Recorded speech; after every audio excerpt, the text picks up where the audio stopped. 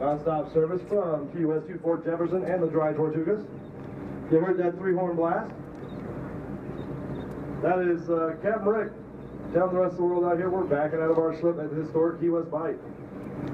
Home to many industry over the years, starting in the early 1900s with sponging. Now, sponging was a big industry down here due to the abundant sponge beds, the shallow water surrounding the Keys, and the high-quality sponges. Now, the toughest part about that industry was getting those sponges to market, because we were a very remote island community at the time. Now, they discovered some sponge gardens off the mainland, which killed that industry. Also in the early 1900s, turtling was a big industry. The cannery was located just a couple docks down from where we were just sitting. And that was a big industry until the 1970s, when the green sea turtle went on the endangered species list, and that killed the industry. Now, also in the 1970s, it is said you could walk across the bight on the decks of the shrimp boats. This was their home port when they weren't out in the Gulf looking for their shrimp. What's left of that fleet is up on Stock Island, which is the next key up from us. And in the 1980s, Mel Fisher based his treasure salving operation out of what is currently Galleon Marina. And Mel Fisher's operation is now up on Stock Island as well.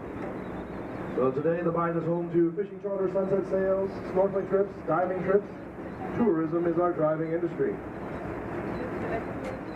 Off on the right-hand side of the boat, or the starboard side, is Coast Guard Sector Key West, part of the Navy Jumbo Annex. The Navy doesn't really have a boat presence down here. This is more aerial. They have an F-5 aggressor squadron that flies out of the Boca Chica Naval Air Station. This F-5 closely mimics the maneuverability of the MiG. So they constantly are conducting their Top Gun training out over the Gulf, and perhaps today we might see some of that training. Up ahead of us here, we'll see a couple of islands out there, and off of our starboard just a little bit there. Those are spoil islands. Those were created when the Navy did some dredging in the 60s. They would dump the spoils of that dredging on that shoal over there, which created those two islands. Now that first one is known as Wisteria on nautical charts. That's because, it's also known as Christmas Tree Island to the locals, and that's because early on it was practice to head out there and chop down one of those trees for the holidays. We got a Home Depot now, so we don't need to practice that anymore.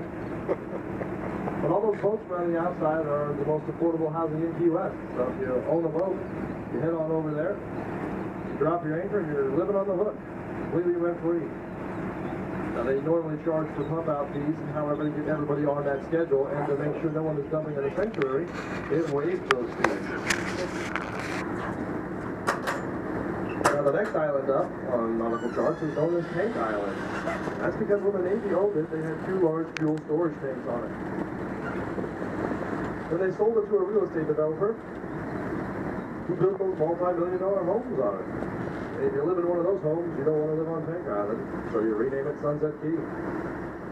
There's a 4-star restaurant over there, and if you get yourself a reservation for it, you can take the shuttle out of the backside of the Westin that leaves every half hour on the quarter hour. Gives you a great view of that sunset. Now coming up on the port side of the boat, we're getting ready to pass Zero Duval Street. It's the most well-known block in Key West. It's a 1.4-mile-long street that has the distinction of going from the Gulf of Mexico to the Atlantic Ocean, or Straits of Florida. There's a bunch of bars and shops on it to highlight the eclectic lifestyle of Key West. Got a cruise ship in town over here too. We can accommodate up to 3 cruise ships here in Key West. That makes for a very busy downtown. We average about 70,000 cruise ship passengers a month. Now up on the port side here, left side of the boat, you can see coming around the corner here, is the rooftop of the old custom house. Now, that steep pitch roof there on that custom house was built for shedding snow. That's funny because we get a lot of that stuff down here. foreground we have Mallory Square. Mallory Square is where we celebrate our nightly sunset celebration. Well, this morning there's not a whole lot of activity there. Well, that'll be different tonight when we come in. There'll be a lot of vendors out there selling their knickknacks and whatnots.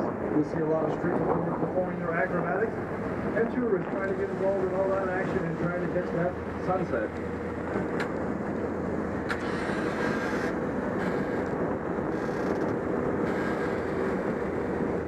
National Park Services recognizes that Fort Jefferson is a very remote national park, and because of this, they have set up a shoreside visitor center in the Eco Discovery Center in the Truman Annex. They got a comprehensive bookstore in there. The hours of operation are Tuesday through Saturday, 9 a.m. to 4 p.m., and admission is always free. So if you're in town with the family and kids, it's a great place to bring them.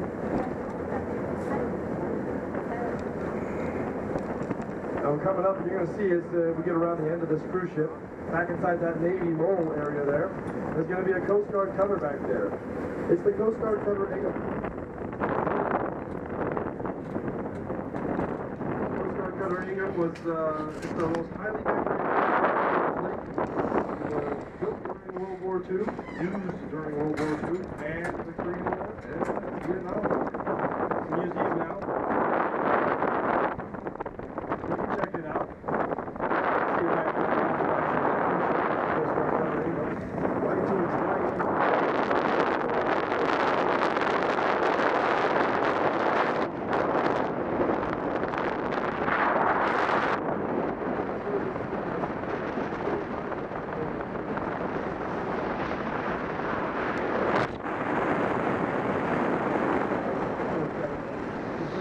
Fort Jefferson.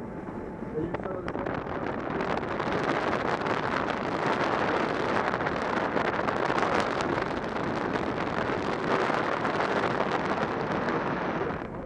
that was linked to us by a dog